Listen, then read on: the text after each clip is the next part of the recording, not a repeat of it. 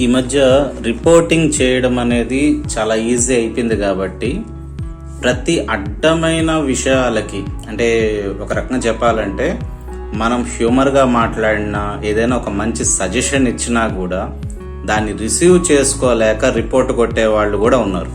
And మరొక విషయం ఏంటంటే కొంతమంది తెలిసిన వాళ్ళు చేస్తారనమాట. అంటే ఏంది తెలియని వాళ్ళు చేశారు అంటే ఓకే ఫైన్ అనుకోవచ్చు. తెలిసిన వాళ్ళు ఏం చేస్తారంటే ఒకరిని హింస పెట్టడం కోసమైనా సరే, అంటే రిపోర్ట్ చేస్తే తెలియదు కదా, అవతల వాళ్ళని రిపోర్ట్ చేసినప్పుడు రిపోర్ట్ చేసిన విషయం ఎవరికి తెలియదు కాబట్టి స్వేచ్ఛగా రిపోర్టులు చేసేస్తుంటారు. దానివల్ల ఒకసారి మనకు కామెంట్ చేయడం నుంచి అంటే ఒక 24 hours రెస్ట్రిక్ట్ చేయడం జరుగుతుంది అనమాట ఫేస్బుక్లో. సో ఇటువంటి ఇష్యూ వచ్చినప్పుడు మీరు ఏ విధంగా సాల్వ్ చేస్తారంటే నాకు రీసెంట్గా వచ్చింది, నేను కూడా దాన్ని అదే విధంగా సాల్వ్ చేసుకున్నాను. ఫేస్బుక్లో మీకు ఇక్కడ 3 dots ఉంటుంది. సో దీన్ని క్లిక్ చేయండి.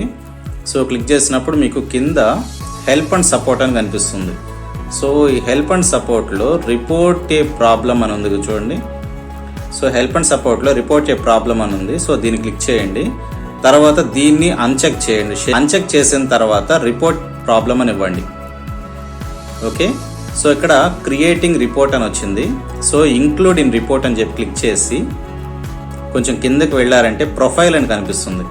సో ఇక్కడ ప్రొఫైల్ దగ్గర మీరు ఇక్కడ టైప్ చేయండి. ఇక్కడ ఏం రాస్తారంటే hello Facebook team, I been restricted from commenting, please solve the issue, thank you అని చెప్పేసి సింపుల్గా అంటే అర్థమయ్యేటట్టు రాసి సెండ్ రిపోర్ట్ ఇవ్వండి. సో ఇది ఇచ్చిన వెంటనే ఒక 2 minutes మీరు ఫేస్బుక్ ఆపేసేయండి. ఈ విధంగా మీరు సబ్మిట్ చేసిన తర్వాత ఒక 2 to 3 minutesలోనే ప్రాబ్లం అనేది సాల్వ్ అవ్వడం మీరు గమనించవచ్చు. ఓకే, సో ఇది ఖచ్చితంగా మీకు యూజ్ అయ్యే ఇన్ఫర్మేషన్. సో నలుగురికి షేర్ చేయడానికి ట్రై చేయండి. Okay, thank you very much.